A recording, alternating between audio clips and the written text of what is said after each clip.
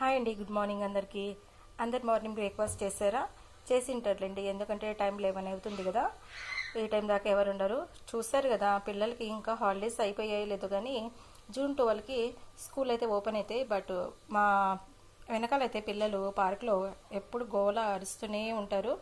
ఇప్పుడు video voice ఇస్తుంటే కూడా వాళ్ళ సౌండ్ కూడా వస్తుంది.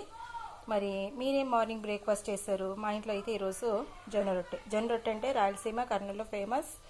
అలాగే ఈరోజు మార్నింగ్ నేనైతే కర్రీ వచ్చేసి పాలకూర చేశానమాట. తోటకూర కర్రీ తింటారు పిల్లలు, పాలకూర తినరండి. పాలకూర తినరు కాబట్టి మరి నేనేం చేశాను అనేది పాలకూర కాజు కర్రీ అయితే చేశాను. మరి నేను పాలకూర కాజు కర్రీ ఎలా చేస్తాను అనేది మన వీడియోలో కూడా అప్లోడ్ చేశాను. ఖచ్చితంగా ట్రై చేయండి. నేనైతే వీడియో కోసం అయితే చేయలేదు, చాలా టేస్ట్ ఉంటుంది. పాలకూర తినని వాళ్ళు మాత్రము అలా చేసి పెట్టండి పిల్లలకి. పిల్లలు చాలామంది పాలకూర తినరు కదా. ఈ రకంగా పాలకూర కాజు కర్రీ చేస్తే కొద్దిగా మనకు కాజు యాడ్ చేస్తామనుకోండి, ఫ్రై చేసేసి పిల్లలు ఇష్టంగా తింటారు. మరి పాలకూర కర్రీ హెల్తీనే, అలాగే జొన్న రొట్టె కూడా హెల్తీనే కదా. మరి మార్నింగ్ బ్రేక్ఫాస్ట్ పాలకూర కాజు కర్రీ, అలాగే జొన్న రొట్టె. మరి మా సైడ్ ప్రతిరోజు జొన్న రొట్టె అయితే ఉండాలి. చూసారు కదా, మీకు కాజు కూడా కనిపిస్తుంది చూడండి, చాలా టేస్ట్ ఉంటుంది. Healthy morning breakfast.